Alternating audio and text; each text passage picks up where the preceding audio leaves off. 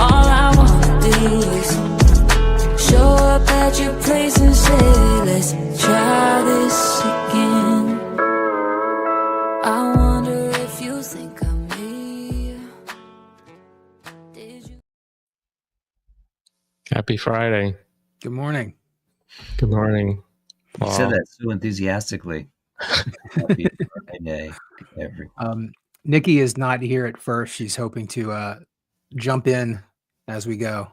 So, yeah, we had a 2-week break, and I guess we were giving I call it the hamster wheel, time to catch up with us. It's going to run us over. I mean, at the speed it's rolling. Hopefully, yeah, it's just flattened. So it's trying to catch up with us, the hamster wheel, the perpetual wheel of outrage and despair, and going nowhere. But we're going to try to lead you out of that hamster wheel today with our Paul and Eric's, and hopefully Nikki can join us later with their insights, what it's really all about. What's up, guys? Summer. My neighbor just found a bear in his front yard. Can you believe it? It just wandered into his front yard. I mean, this is new to me out in the country. So, what?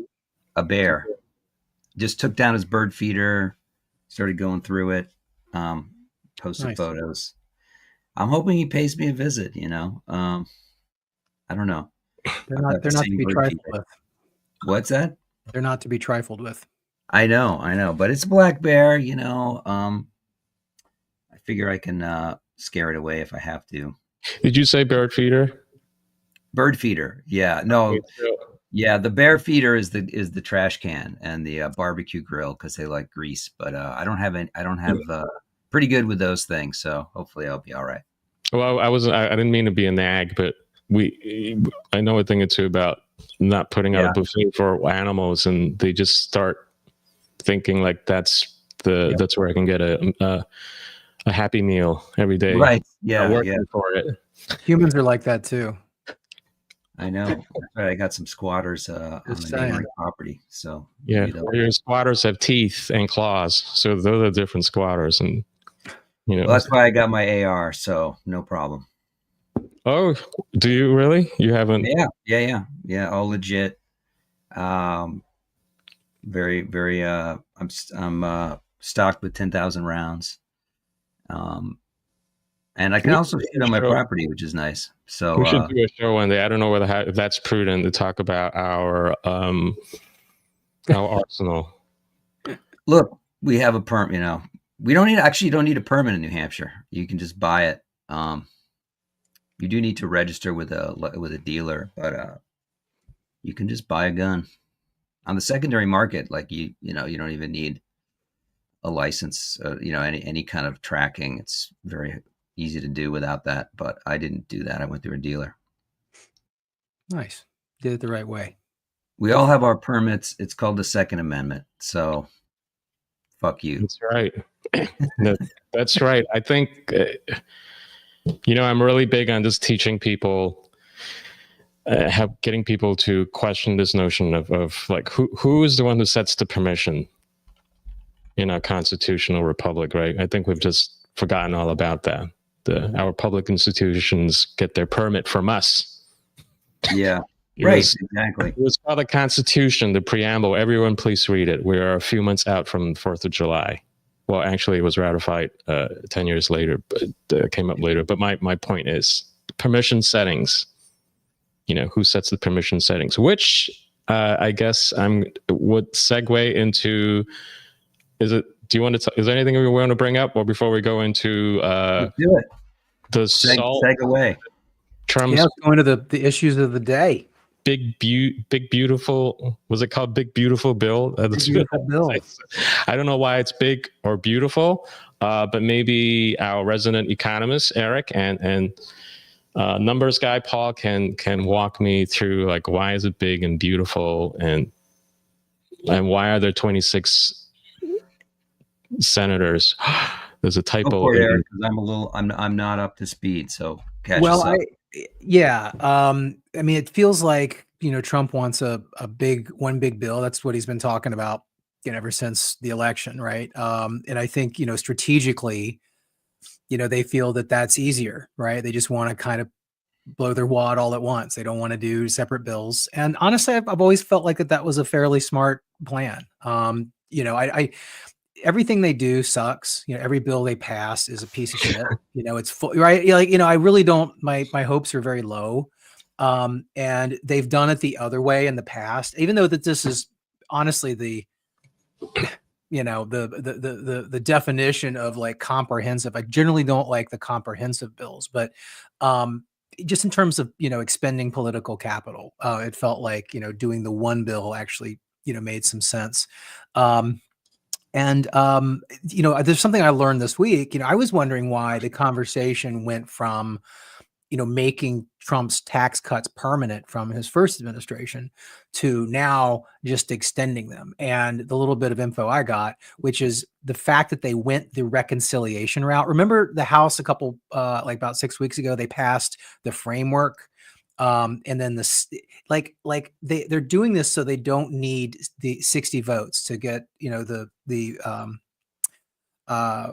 filibuster proof majority, right? So they're going reconciliation, and apparently they can't make things permanent through reconciliation. At least that's what has been explained to me in my research show. So that's the reason why they're just going to try and extend these things for another, so many years, which really sucks because, the cynic in me immediately went to it's like immigration. They don't want to fix it because they want it to be a perennial, subject that they can run on. So I would imagine that's still true, but it seems like the fact that they're going via reconciliation instead of just a normal bill pass is why they can't make these things permanent. They have to make them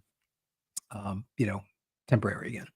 So, what are the few couple of features that people who don't know, who aren't tracking this bill, what should they know? What are the things that we should make permanent that's good for the economy? It's a whole rash of shit. I mean, it's really it's a lot of it's behind closed doors. There's some negotiations that are out in public. You have obviously the one of the big ones is the argument over the Doge cuts, right? And you see a lot of conservative and libertarian types, pretty big accounts and personalities really kind of freaking out because the Senate and the House are not really cutting government. They're not really making these cuts. And, that's getting back to this business as usual, pork fest in the swamp that is DC. Again, a lot of these members who purport to be conservatives, they have just the same kind of interests as the left does. They're just different. They're just different corporate interests, instead of, government interests. And it's insidious. And, there's a lot of outrage building around it. And there's also the SALT deduction, which is, if you don't know, it is the state and local tax deduction, which you get to deduct, if you pay a shit ton of state and local taxes, you get to deduct those from your federal taxes.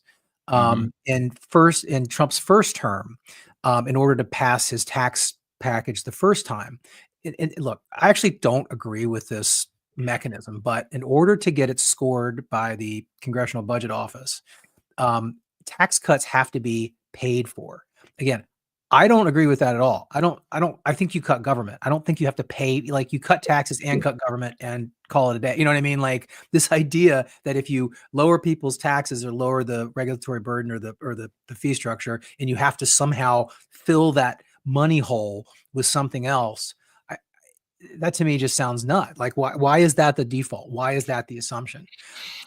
So when SALT was pulled back, the cap was pulled back to 10K in Trump's first term, that actually gave a lot of money back to the offset, to the pay for. And when it happened, I was paying a lot in state and local property taxes personally. That hurt me. I had to pay a lot more. But at the time, I realized it was the right thing for the country. It's one of these things this is a progressive blue state, offset. It's a subsidy that you get that's essentially paid for by the rest of the country because your state and local governments are charging you too much in taxes.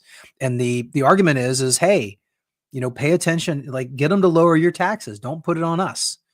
And so just to fast forward, I mean, this is a big one. I think the salt thing is really going to blow up. And actually, I've been predicting this for months because you can kind of see it from a mile away. But as soon as Trump won, the New York SALT delegation, which is Mike Lawler from Rockland and Elise Stefanik and a couple other, like 2 other New York reps, went down to Mar-a-Lago and they inserted their tongues, 2 miles up Trump's ass. And they got him to essentially pre-agree to increasing that cap back up from 10 to wherever. They're fighting for like 200 grand is what they're Why not?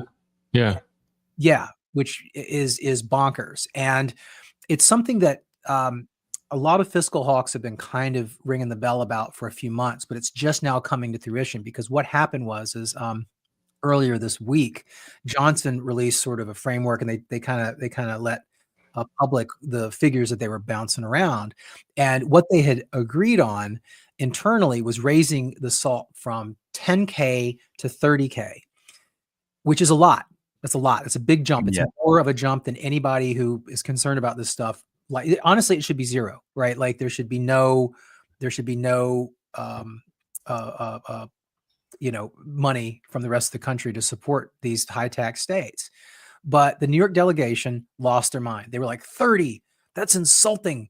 Can't believe, we're holding out for 200K. And then Mike Lawler gets on TV and he's like, I read Trump's book. I'm master of art of the deal and we're not budging. And he's saying shit like, I'm the reason the GOP won the House. Like, you can't fuck with me. Like, that's not verbatim, but he's a very strange guy. And they're even talking about like him running for governor of New York. I don't really see how that's going to happen, but the SALT issue is now being picked up by, some of the red state, fire breathers. Marjorie Taylor Greene is just on a rampage against this guy in the last few days. Like, how dare you hijack Trump's agenda? Like, there's no other like regional interest group that is sort of threatening to torpedo the entire enterprise. Like, everybody else seems like they're kind of holding hands and trying to at least do a kumbaya, trying to at the very least go, okay, everybody's got to take some pain. Everybody's got to cut, some of their pet programs. And then you have these New York guys who are like, screw you. We're taking this back. And we're not only going back to the previous level, we want it cranked up to infinity. And if you don't like it, then go jump. So let me just to reconstruct what you're saying. I just want to understand. So is Lawler, like, he's a GOP guy in New York? He is. So he's basically putting his own constituency ahead of the country by wanting to raise this deduction. And not to play class warfare here. Yes, it is it is something that is enjoyed by very high end individuals. It's because it's super progressive. Most people don't pay that level. Most people don't pay that, right? It affects a very, very small amount, but it is campaign donors.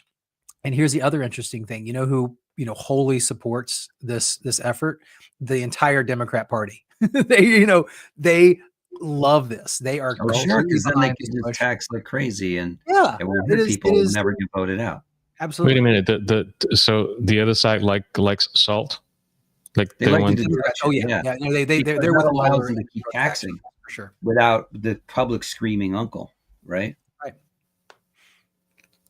So I'm kind of confused. So I think in principle, I like the idea of SALT. I think you shouldn't pay double on what you make, right? Is that the idea? Like, why am I paying the federal government and then I'm also paying state, local, and I don't know what kind of taxes are they property. Like, what kind of taxes constitute your income tax? What's considered part of stuff? It's essentially your state tax bill.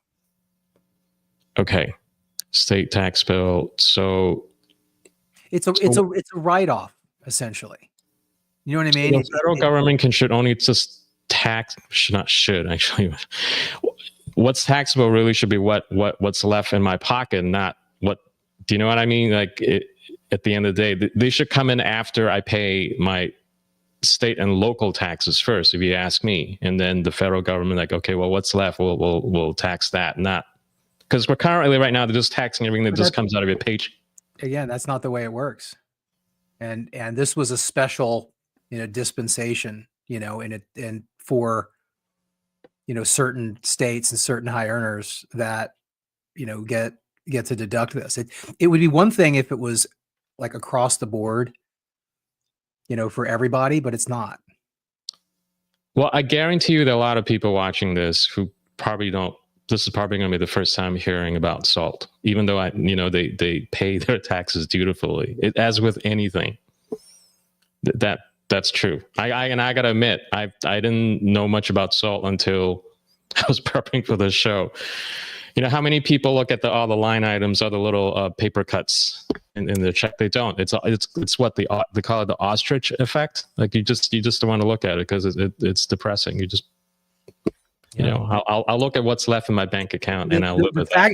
The fact of the matter is that most of the people that are arguing against it, including myself, would like the taxes to come down across the board. The problem is that this is a very specific giveaway that is preventing a lot of other elements that are way more important in Trump's bill from being put forward.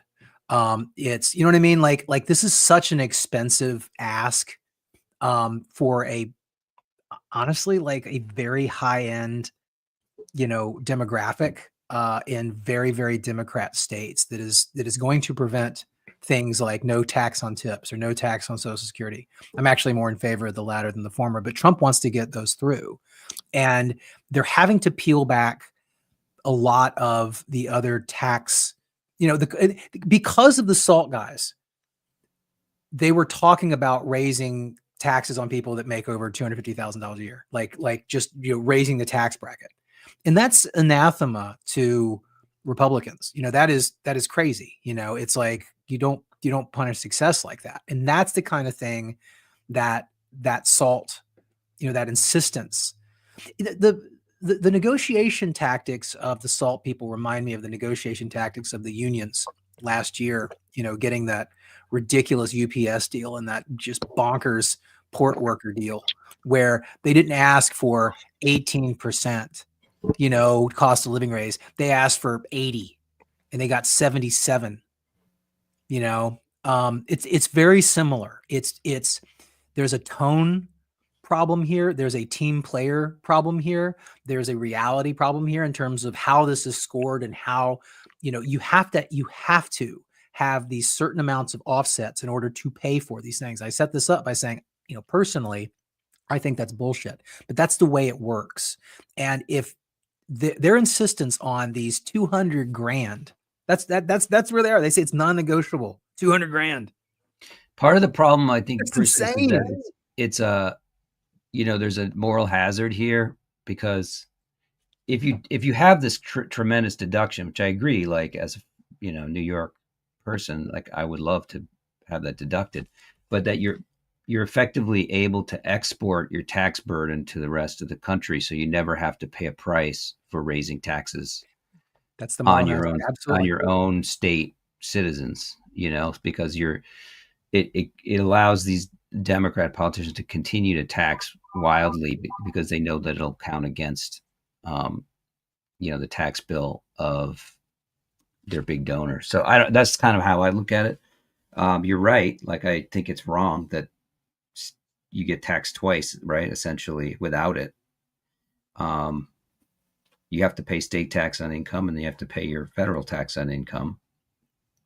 What is the deduction right now? Like currently, is it still 10,000? It's 10. Negotiating a higher deduction. Right. They offered them deduction, 30. not a credit, right? It's you deducting from your income. That's right. Okay. So I'm going to point out just real quick. They also increased the AMT last time. What does AMT mean for those who don't know? It's just the alternative minimum. It's so you don't have to itemize. It was actually, here's the thing, like of Trump's first term, that part of his tax bill was kind of, most people kind of agreed on, even on both sides. They were like, yeah, that's better, right? It was better to pull the SALT cap down to 10. A lot of people were saying, go, get rid of it altogether, right? But it allowed, like I said, because of that scoring, because of that pay for, because of that offset, it allowed other tax cuts that are better more universally, beneficial to be set in. And so to go back and try and grapple and sort of and futz with that is, it's actually going to pull the thread on a lot of things that are, again, they're better breaks, they're better tax cuts. They're also talking about increasing the corporate rate if these SALT guys get what they want. Like, we all know about the corporate rate, Can I step back and just bear with me as someone who don't really track these things, and I should. You said that if the SALT cap is raised to something like 200K, that it will be subsidized by other states. How is that? I'm not understanding the mechanics. Isn't SALT going to be kind of universal in all the states? Like who's paying for it? You said, help us. It's only it really only hits the states that tax the shit out of their residents. And then in other states, obviously if you make a shit ton of money, you might get over that threshold. Okay. So basically if you have a deduction in a high tax state, that means that the federal government is being denied a significant amount of income. Okay, right. Okay, look, this is not how I would phrase it, but from the perspective of the government, okay, they're getting less from revenue. New York. They're getting the beneficiary of that, drop is actually concentrated in these high tax Democratic areas, New York, California, etc. So you're, if you believe, let's just imagine for a moment that all this money is being spent wisely. Okay. Then the people who are bearing the brunt of those, that decline in services, are the people in states that don't tax their citizens heavily in as heavily as blue states do. I'm not still following, because in the case of Florida, I don't feel like there's a decline, because we shuttle between New York and Florida. I don't feel like there's a decline of services in New York. I mean, in Florida, they're pretty good with their purse strings over there. So so there's this speaks to this other idea that if the government is quote unquote denied its sources from this potential SALT cap, that there will be bridges are going to collapse somewhere, and grandma will not be getting her 3 square meals a day. Grandma and is that the idea in other states? Just so I'm able to. I don't know if that ever happen, really. But that's what I'm saying. Well, no, I think Eric's point is that in order because there is this thing, and this I'm a little unclear on, where you have to, in order for a budget to be considered, it has to be sort of revenue neutral. Is that how it works, Eric? Apparently, and especially in this reconciliation environment, you need the scoring, you need these offsets. Right, and it essentially creates a subsidy, right, where the rest of the country is subsidizing these offsets, which are only happening to these people because their states and local governments are charging them so much money with state taxes. So allowing these deductions in one concentrated area is going to make it harder to lower taxes on everybody. That's right. It kind of poisons the well.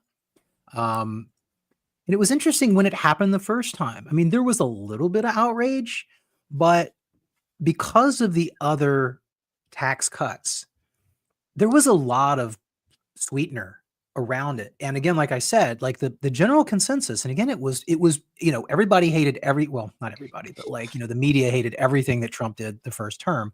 But that was one of the few bright spots. Lowering the, even the, MSNBC, not MSNBC, but CNBC, the economic shows actually were it hurts some of us, but it's the right thing to do. So I got this question will help us move the conversation along. All right. So there's this SALT thing that's an impasse to Trump's quote unquote big, beautiful bill. Is there anything in Trump's big, beautiful bill besides the SALT that people, high income earners, would help them, would offset? Okay. So let's say you're not going to get your assuming the negotiations go one way. Like, is there what? I'm sure there is. So what is it? What is it in Trump's big beautiful bill that a high income earner would offset whatever they're not getting in SALT potentially, that would help them? That's what I don't know anything about this. Like, when you look online, the way news is written and parsed out to the public, it's not framed like what we're talking about. I didn't even know. I wasn't even aware that the SALT was holding up Trump's big beautiful bill. That was not laid out like that. No one understands that. I'm just understanding it now. Yeah. What's in the bill that people that are using SALT to hold up Trump's bill that they would like, that would act the mechanics, the economics will help them offset what they think they are, this double tax. They get an estate tax exemption increase. That's part of it. Yeah. But the other banner items too are threatened, well, no tax on tip, no tax on Social Security, lowering the corporate tax. That's good. Simplifying the tax code. I mean, all these things, and look, again, all these things cost money. Using the air quotes a lot, but if you lower your corporate tax, okay, and you're not going to get SALT, you're the high income owner. You could. That's a bone that was thrown to you, right? Am I correct? Like, you get lowered corporate tax. Well, I'm just trying to understand what is in Trump's bill that he could use to leverage and say, okay, you guys are not going to get SALT, but you're going to get something better in my bill. That's what I'm not looking at it right now. It looks like there's a no millionaire tax hike, so you're excluding a proposed 39.6% tax rate for incomes over 2.5 million. Okay, that's good. If you want to talk about how you're looking for bones that Trump can throw these big New York donors to sort of kneecap these people, the politicians that Eric was talking about. Generally, I mean, because I guess I have to come to our morning coffee stream to understand what I'm not understanding from the media. Very complicated. It's bonkers. I mean, like, again, a lot of what's in the big beautiful bill, like, we don't know. Like, this is behind the scenes, negotiations. We know what was in Grok right now. Trump's original 2017 tax bill. It did things like it lowered the standard, it increased the standard deduction. It lowered the brackets, the tax brackets, which is very important.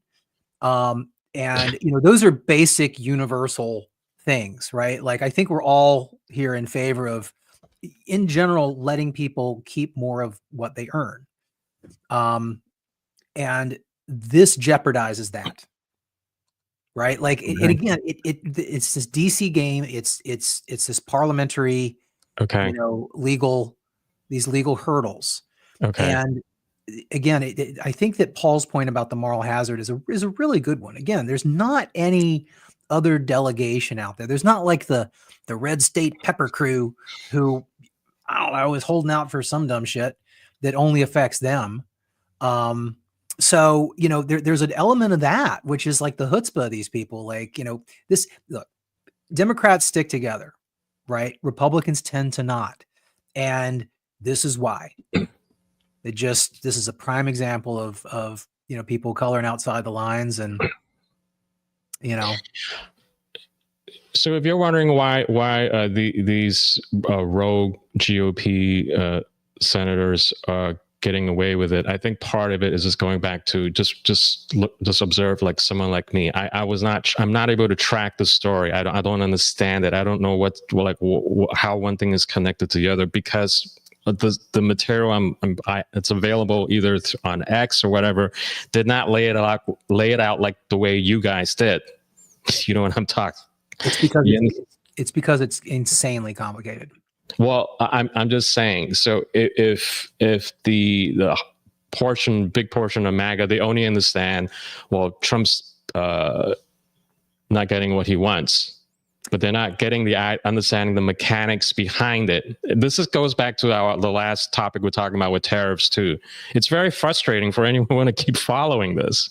Like, why isn't there a website? Like, I need to see things maybe in infographics or visual. Just explain it to me like the way you guys did. They count on that, Arceus. They count on it being so complicated that people's eyes cross and they tune out. Because it's just not enough to say, oh, Trump's being sabotaged. Whatever. Explain to me what's going on here with SALT. How do the mechanics of taxes work? What's in his bill?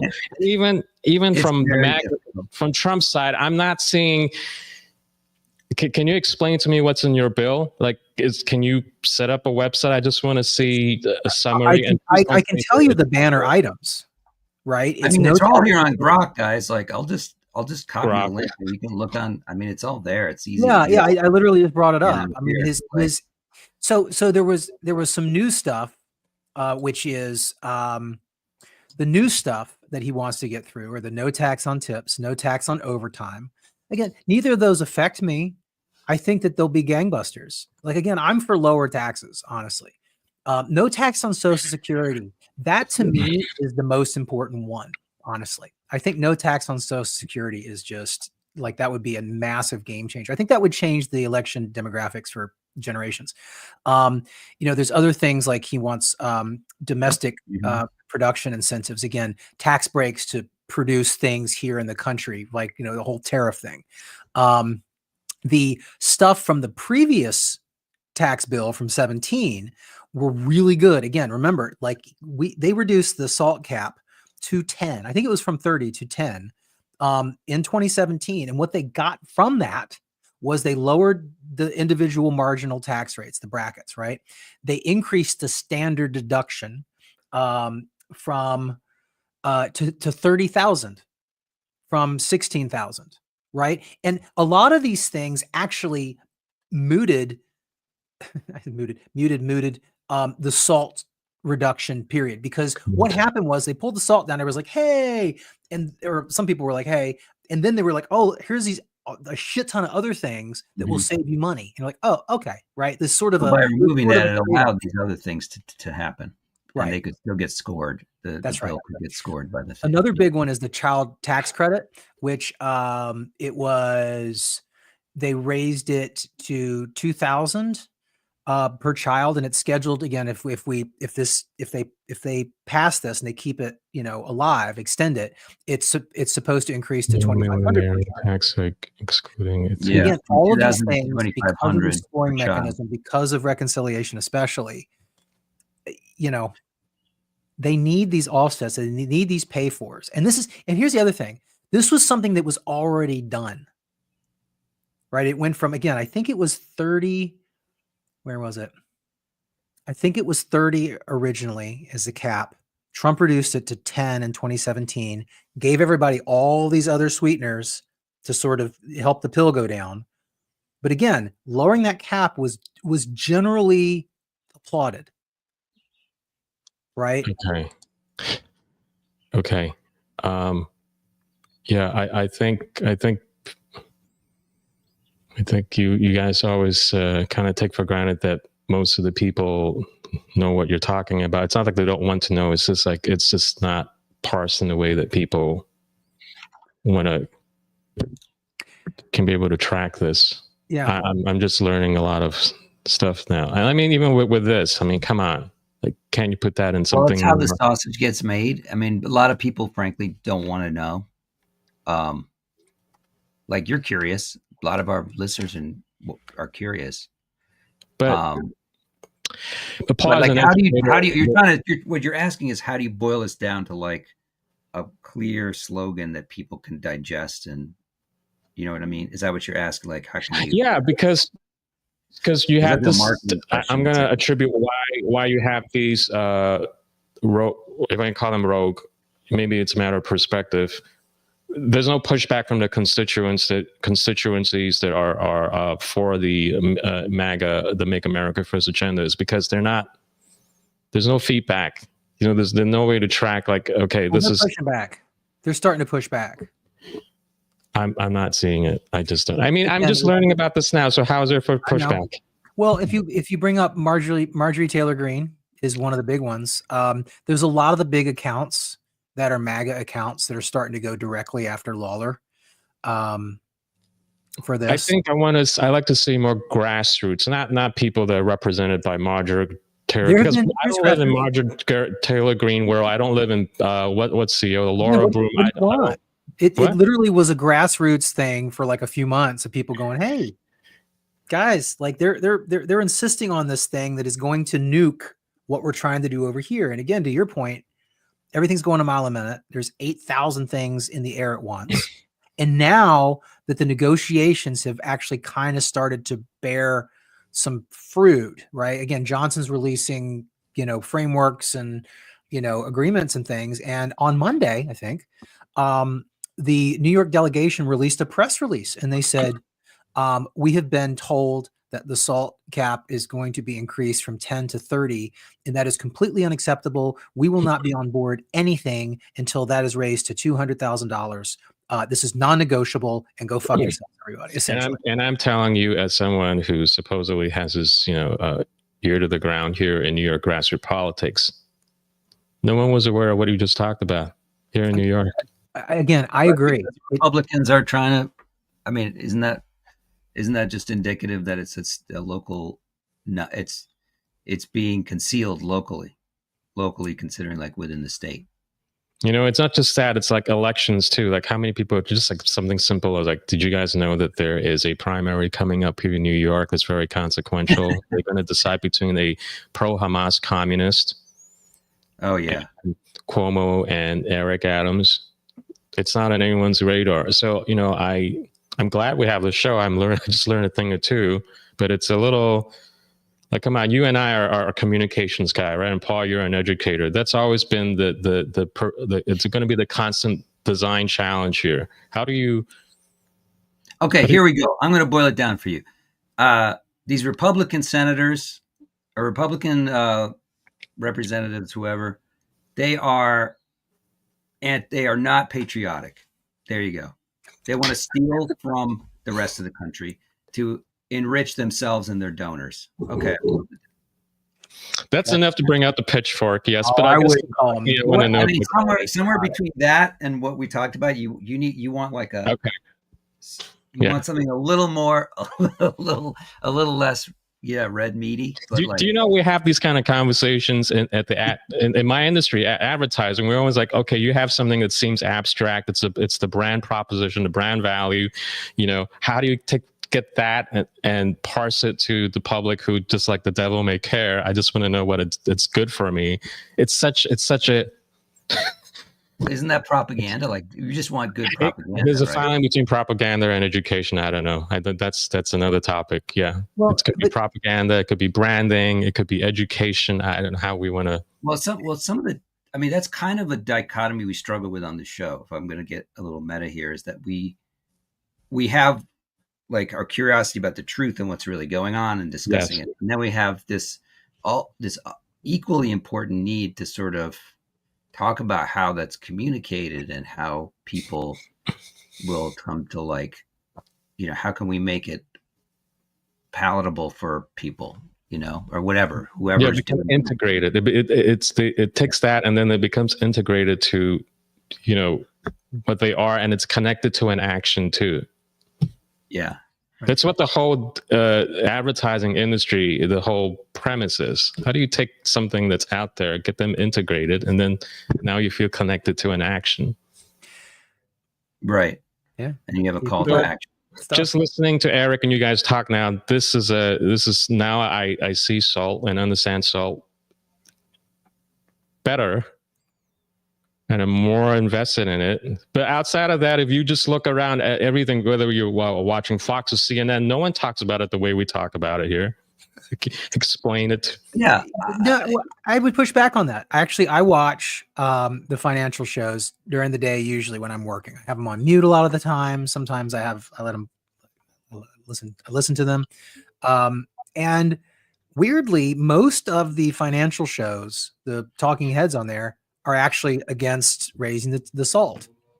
Even though in principle, I think when we were talking about it first, Perseus, the principle of it's not really double taxation, but obviously you're right. It's like, do you take the person's income, from the beginning, right? Or do you let them do deductions and you go, okay, you just got under that bracket, now you're at this other thing, you don't have to pay You don't as much just take taxes on this what stuff. I'm not spending.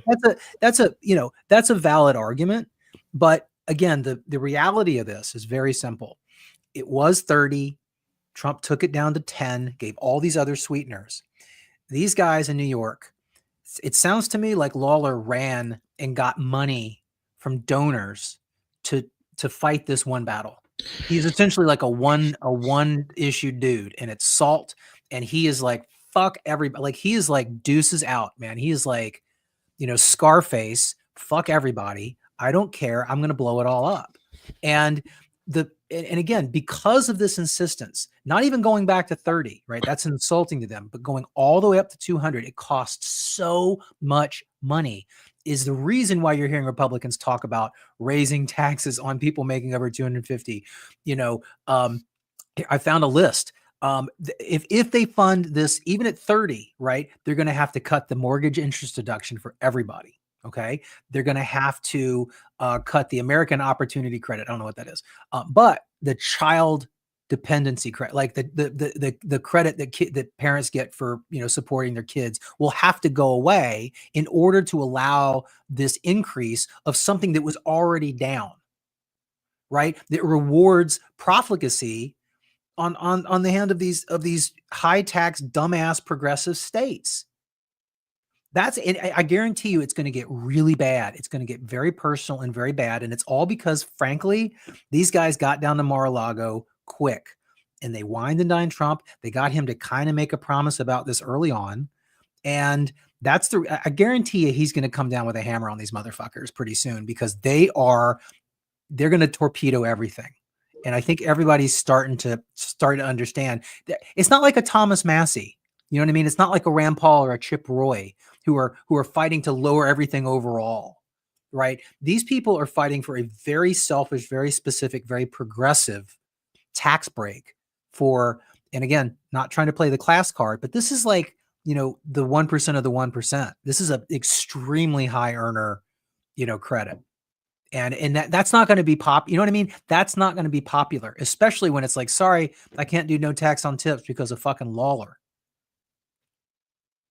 That's what's going on. I'm not familiar with Lawler, but I think for most people who are trying to track this, sorry to sound like a broken record, if you're just sticking with this very simple narrative, like the way Paul framed it, they're not being patriotic. I think in the end, he was kidding a little bit, but I think they're being selfish. It's tongue in cheek there. I think they're being selfish. I think that's a big point. I make it a lot, right? But, realistically, how long are they going to be able to stand up to Trump? I mean, is the big beautiful bill? It will pass, right? Eventually. If they get their way, it will be less beautiful. It'll hurt a lot of the other things in it, unfortunately. Yeah. But I think you're right. I think Trump's gonna leave the bride at the altar. He's gonna flip on these people. I agree. Pretty hard. And I would predict that he might even split them, right? He might get like Stefanik and one of the other guys to come, and then it's like Lawler and some other dude who are digging their heels in. I mean, Lawler, again, he's apparently going to try and run for governor of New York. It's just my opinion. I don't think he's not a very likable dude. He's kind of got like resting asshole face or something. You know what I mean? Like he turns off a lot of people. He's he kind of like, if you take his picture, he's, I don't know, maybe a handsome dude, but like he's got this real shitty kind of demeanor about him. I'm gonna look up this guy, and I'm really curious. Okay, this guy. He's in Rockland. He was right across from us. There are all these like B-list people that in New York. 38 years old.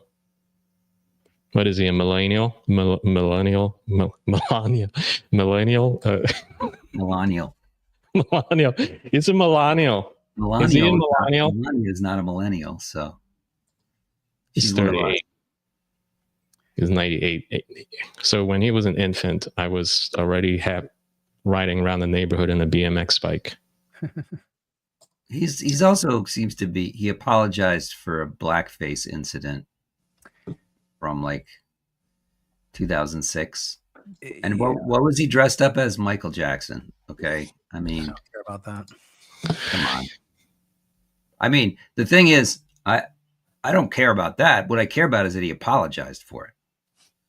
Like, don't apologize. He has very big ambitions. Like he thinks very highly of himself. Yeah, and I'm not tracking this woman either. I mean, you know, I'm sure people in MAGA like her, like Marjorie Taylor Greene. I've never like who are you? She's a congresswoman from Georgia. I know. I'm just saying that like rhetorically.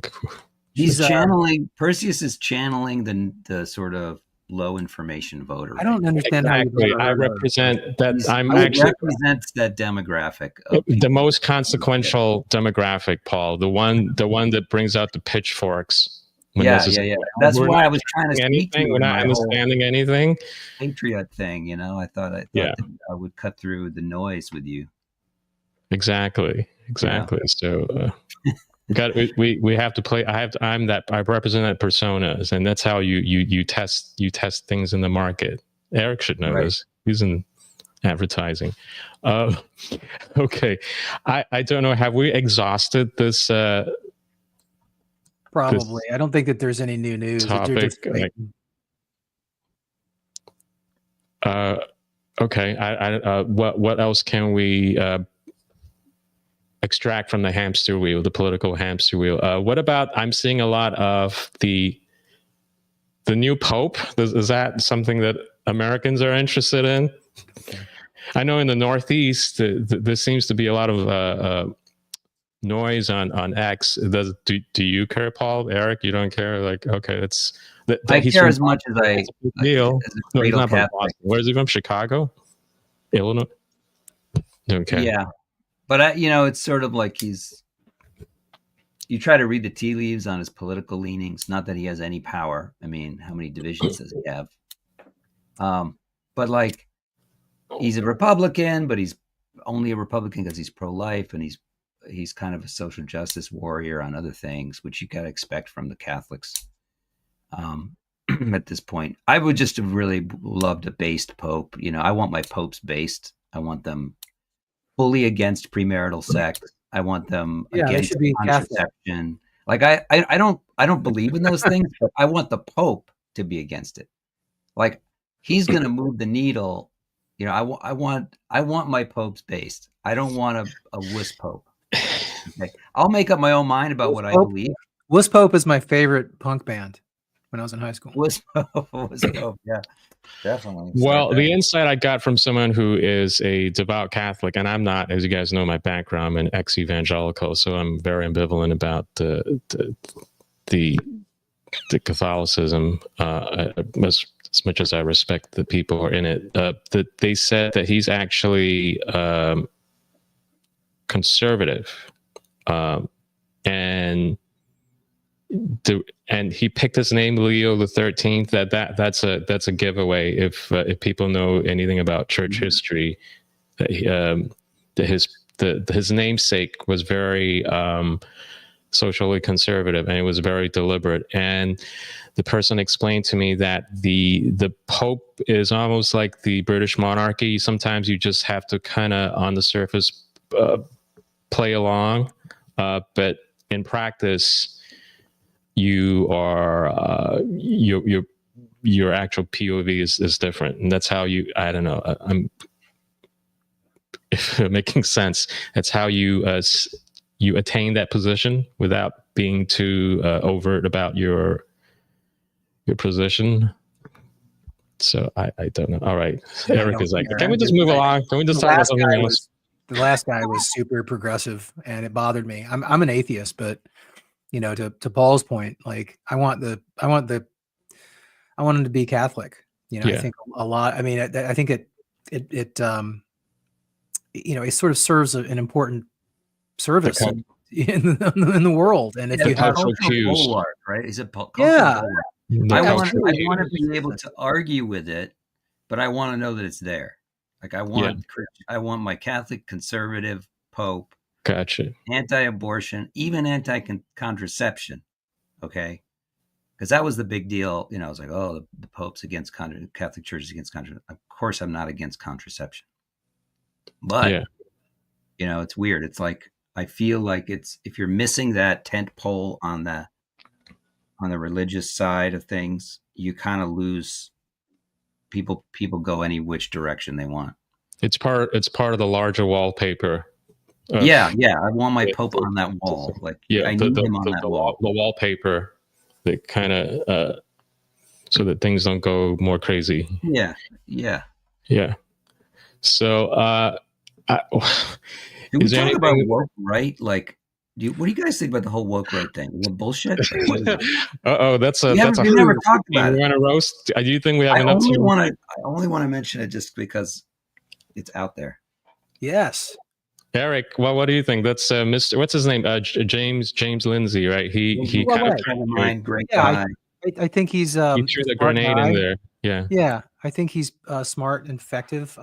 Colin Wright is a smart, effective fella.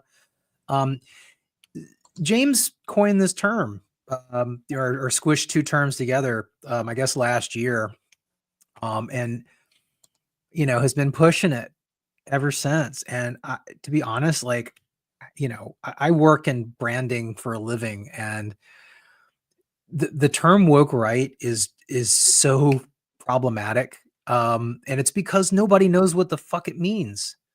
You know, like it is so odd. That's kind of a feature, battle over this at some point. Yeah. And I know, Paul, you have an opinion on this, so I'll just go ahead.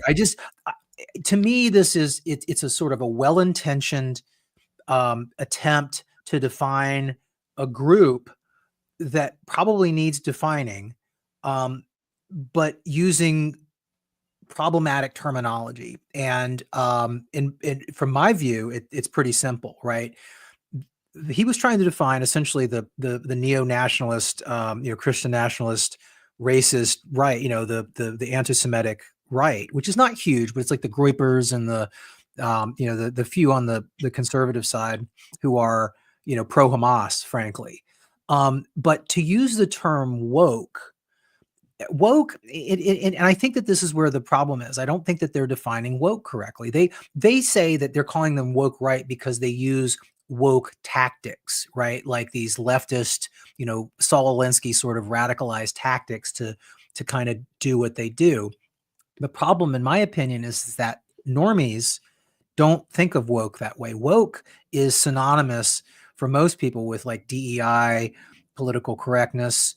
That's that sort of grab bag of shit. I remember when woke came up, it was like you're awake, and then it was like sort of like ghettoized and turned into woke because you're awoken to like struggle, And so those are very leftist attributes. And when you put sort of progressive Western leftist attributes with right, again, I understand that they're trying to create like a dichotomy, and it's supposed to be an arresting term and a thought-provoking term, but it's weird. It's like jumbo shrimp, but it doesn't fucking work.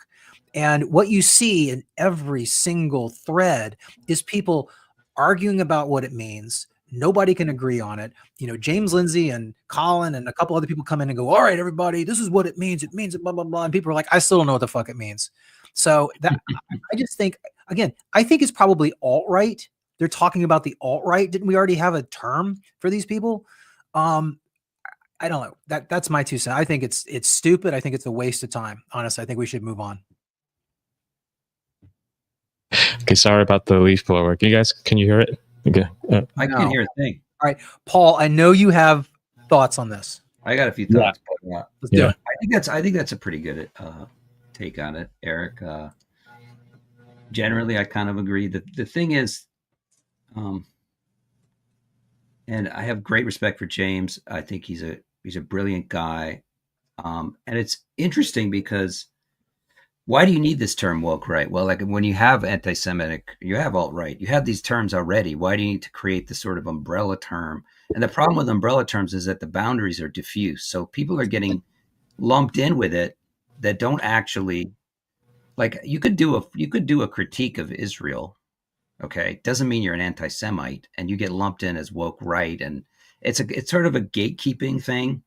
And so it's practical. The way it plays out practically is negative, in my opinion, because what it does is, instead of having a debate about the issues or whatever it is you're talking about, you're into labeling, you're into gatekeeping. The connection to wokeness is half true, because the way I look at it is, so wokeness, one of its elements are identity politics, grievance politics, resentment, sort of a Gnostic. And this is where James, this is the source of his thing, is that wokeness is a Gnostic zeitgeist. It's a way of looking at the world, where there is sort of a hegemonic force which is preventing liberation from happening. And that's a secret, call it an archon or something, from Gnostic tradition, that is a false reality that you need to break out of. And that's what wokeness originally was, is that you break out of the false reality.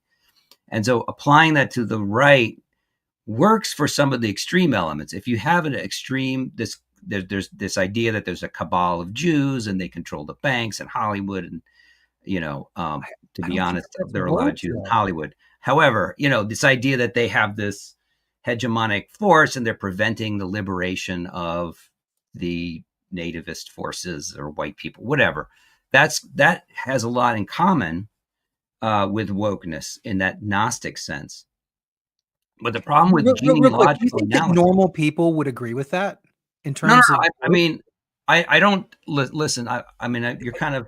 I'm sorry, I interrupted you. Keep going. If you're a deep reader of James Lindsay, like I am, and you listen to a lot of his stuff, like, this is where it comes from. It comes from a genealogical analysis, right? Sure. Where you're actually looking at things. But the problem with the genealogical analysis is it doesn't really see differences. It's hypersensitive to tropes and to signs in the culture of some deeper, potentially sinister thing that's manifesting, right? And that's kind of how James is prescient. He's able to see things that are coming down the pike. Agreed. By interpreting things in this highly intuitive, sensitive way to danger, right? He's a hypervigilant. I would characterize him as a hypervigilant guy, and I would agree. And I don't think that it's his warnings are they can manifest in certain ways, and you can see signs of them. Is it as big of a crisis as wokeness? No. Okay. It's not at all at that level. Woke right has very little to no institutional power. Okay. However, there are elements of the dissident right that have postmodern aspects, which, they kind of see tradition as an ideal. And so, like, they're kind of ripe for the plucking, that there could be some manifestation of an authoritarian figure, and there's like little influencers here and there that are kind of doing that and appealing to people, and it's perfectly fine to call it out and to warn people about it, but the problem is it's being misused as this sort of umbrella label to control the discourse by what I consider to be center woke people, right? Like, there's a woke center now, which is now, if you see the signs of the evil woke right, well, then you're going to, like, they're the ones that are actually waiting to be born. So it's this hyper vigilant that is half true, but it's distorting the picture. That's basically all I have to say on it. It's interesting because I don't disagree with anything that you just said. Like, and I've read so much about this. My COVID internet friend Gummy Bear was sort of an early proponent of this term. Like, he really latched onto it, and I talked to him a lot. I'm like, what? Like, why do you really think that this term is the best one? And they really think that there's a lot of power and utility in this term. And again, I at first I thought maybe it was just me, because it could be, right? Maybe we're all different, and maybe I just don't get it, right? There is a appeal to symmetry, like in the human. There's the idea that there's this false equivalence. People like that because it balances things out, and they get to be in the middle, and it feels good to talk about. Well, it's the same over here as it is over here, and where does that place me at the center, right? I'm the sane one. So it's a very seductive kind of appeal. Whether or not it's true, to the extent it's true or not, it feels good.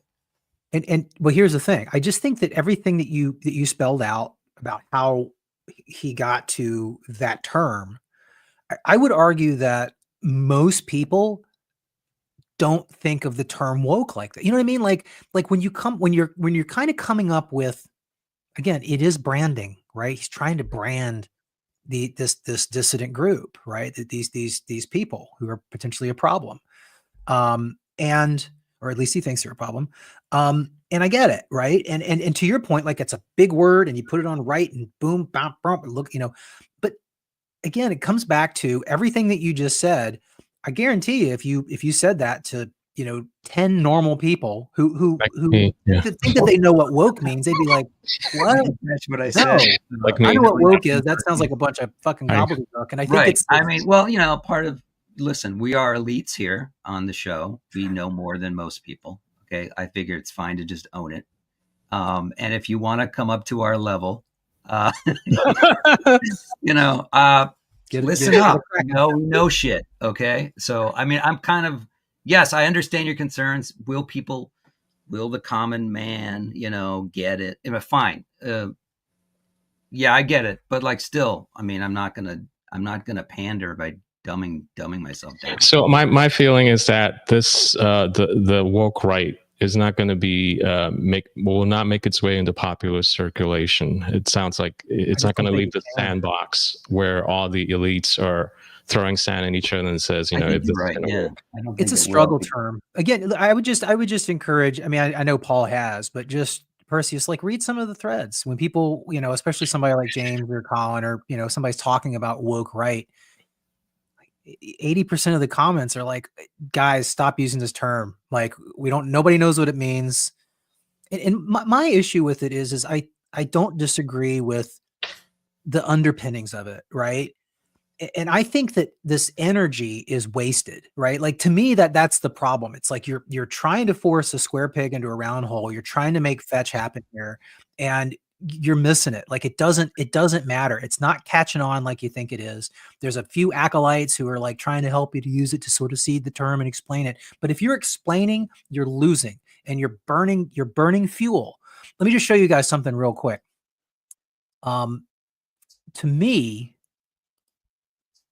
if something is going to be woke right, this to me is more accurately woke right, because these flags, if you ask again a focus group of 10 normies, 100 normies, and ask them with visual aids to describe what woke is, they're going to point to these flags. And Salt Lake City, people think that the church is right. They are, well, socially and morally and religiously conservative. They're supposed to be. But to me, this is a better use of the term woke right. And again, I'm not arguing to do that, but like, this is where my mind goes. And I think a lot of other people's minds go when you say woke right. It's like, oh, the Episcopal Church or, these supposedly conservative kinds of institutions and interests who have been sort of captured by this social justice, progressive DEI bullshit. To me, that starts to make sense. All the stuff that you said, again, it tracks. I get it. Logically, I get there. I mean, honestly, really smart people, which James is, I think we are too. Like, you can explain your way into anything. And it makes perfect sense. The issue is can you get people to come along with you? Is it an effective communication? Is it the right term for it? And I would argue it's not. I think that they're just banging their heads against the wall. So what is the woke right version of what we're looking at right now? What would it be? Because I think what I little understand of James Lindsay's woke right when he first proposed it was that he was really concerned with how the trads, if I got that, they're called trads, would be able to ride the. They already had a name. It was TradCon. The TradCons would be able to ride the energy of MAGA and somehow their worldview of how everything should be structured in society, from marriage to whatever, gender roles would be institutionalized, like made into law. Like Christian nationalism. Christian nationalism. Right. But I never thought of that as going to be a possibility. For me, that's just, I don't know how. It's like a fringe. I always saw them as fringe, but it seems that James don't think they are a fringe. That they are. They're going to find. They already have voices and represent. I think Marjorie Taylor Greene, like, she's in his crosshair of what he would consider woke, right? Because these people. I don't think so. Okay. Well, what do I know? It's hard because the criticism of woke right is somewhat woke, and that, like, okay, well, they're adjacent. They're woke right adjacent. So Marjorie Taylor Greene may not be woke right, but she's adjacent, right? And so you have this lumping together. I mean, you just described, Perseus, with a lot more specific terminology, the groups like Christian nationalists, trad cons. These are all groups that were already defined. Named. Woke right is this umbrella term that is used to define people in a less specific way. I agree. It's a step backwards. Yeah, and I think it's a little like asshole right. What about like fuckhead right? I mean, their woke does fit in a certain. If you have a definition of woke which is deeper, you can actually connect it to more things, and so that's what's happening here. James is woke. He's analyzed woke. He's delved into the dark heart of woke, and now he's too far in things. And and so James, every intellectual is to some degree a prophet, okay? Because like you want to see your manifestations of your insights in the world, okay? And so James is intellectual. He's also a prophet, in that he reads the tea leaves, and there are all kinds of tea leaves out there, and you can see patterns in things, and they're not without reason. He's not crazy. He's not seeing something that's not there. No. I think it may be a question of exaggerating a little bit. Yeah, I'm going to say, as someone who, I used to go to the Assemblies of God Church, which was started in Midwest America. They are pretty, you can call it TradCon. I don't get the sense that that segment of America will ever gain any institutional power. That's just my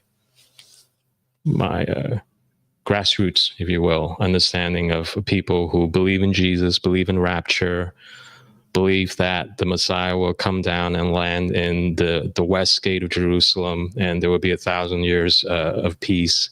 They are nowhere near the halls of power. Yeah, it may seem that way to James Lindsay. Yeah, I agree, and I think that the woke is different than the woke right, because the woke left actually defines themselves a lot more negatively, and the right tends to define itself positively. So the woke left defines itself by its demons, right? You free yourself from these demons, essentially, right, to use like religious terminology, and you're going to be liberated. So like it's all about identifying the demons and celebrating the joy of freedom from demons. I don't think most Christians think that way so much about demons anymore. Maybe there are some groups that do, but I don't think they tend to be more focused on positive things, and it's all part of God's plan, and the politicization of it. I'm sure there are some people that think that way, but I think it's a different. Most Protestant Christians I know in America are actually looking for the rapture. They're waiting for the second coming. So they aren't really planning to take over. Yeah, they're passive in that sense. They're just waiting. They're part of Christian. I mean, you may hear a lot of people like the Pat Buchanan of the world, wanting to maybe put the 10 Commandments on the steps of some courthouse or there, but they're not. He's not the majority. Most are taught to wait for the second comings, that their actual country is well, besides America, is a heavenly country. So I think there are intellectual elements in the right that are a lot more aggressive than that today, and I think James has highlighted some of those figures and some of the things he's reading that I wouldn't know about otherwise. So he has exposed like some trends going on there, but I just don't think. I don't think it's that big of a deal, to be honest. Like you're saying, it's like I kind of agree. it can backfire. Like you're already kind of seeing it sort of somewhat backfire, even though everybody's talking about it. And like, if everybody's talking but about again, it, I would argue that they're not talking about it in a good way. I think that again, the majority of his comment section, it's almost like, if enough people tell you you're drunk, you got to sit down, at a certain point. Well, today he actually said, do you know, are you following this whole Arby's thing with the ham sandwich? No. Okay, this is like the bottom of the barrel of discourse. Republican there's a sandwich on top of that. Yeah, apparently the Arby's sandwich is some sort of woke right signifier that's become somehow. So, someone baited him into a trap where he thought it was an evil woke right thing, and then now he's come out and said, "Look, you got me." He's shown some humility. He's like, "Yeah, you got me on that one." So the point is that, maybe he's he's not impervious to. Again, he's a super smart dude. In my own friendly personal opinion, I think he's gotten tangled up in his own. He's a great guy too. Like personally, I know him personally. He's an awesome dude. Yeah, no. Again, he was very helpful, with COVID and stuff. Yeah. And but yeah, I just keep coming back to I don't like seeing energy being wasted, and I get the sense that he just has he has some personal stake here, and I get it. Again, he's human. He's an atheist, and I could understand where it's coming from. I think that's where he was really coming from. He just didn't see. I don't think he doesn't like that they seem to have a bigger mic than he has at this point, and he's just concerned that mic will be institutionalized, put in. Yeah. And that's where I think he's really coming from. He's concerned. So, are we okay with wrapping up? I enjoyed today's guy. I actually learned a lot from the both of you. Do we have a happy bean? Unless you guys have a happy bean. Let's do a happy bean. Let's do your happy bean. You're sick of my animal beans, right? Like I always have cute animals. Well, okay. All right. Let's see. I have 2 end of show beans. I think I'll showcase this one just because it's only half a minute. You guys might have seen this before, but have we seen this one? Are we familiar with this one? No, I haven't seen this one. Let's watch it. Okay. Oh. Hello. Thank you, Mommy. Mom.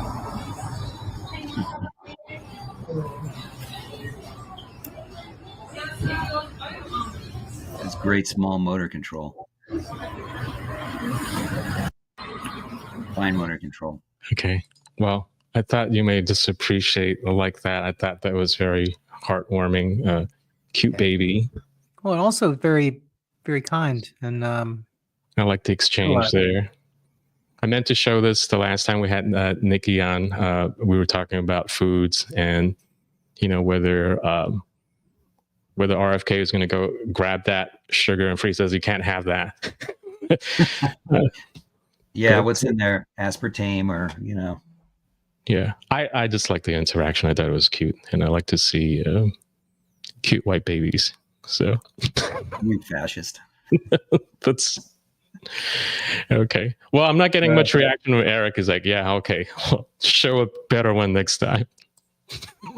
I think it's a timeline cleanse. I feel great. No, I have kids. Neither of my boys would have been able to hold something like that at that age. They would have. That's good. Oh, you would have been like, okay. That's very civilized and very magnanimous and I know. I forgot. That's right. You would probably react to that differently as a parent. You would see like, okay, is the kid gonna drop the cup? Is it too hot? So it was probably bring more anxiety to you looking at that than, oh, it's so cute. No, I did. I had a little bit of FOMO or whatever it would be. I'd be like, man, I wish my kids were that kind and gentlemanly. Could drink a cappuccino at age 3. Them harder. I know. Well, okay. They're older and I'm still like, say thank you. Oh yeah. Thanks. Oh, well, that's kind of cute. Smile Like alert. you're teaching him to Yeah. say thank you. Your first thank you is just as a monumental as their first baby steps.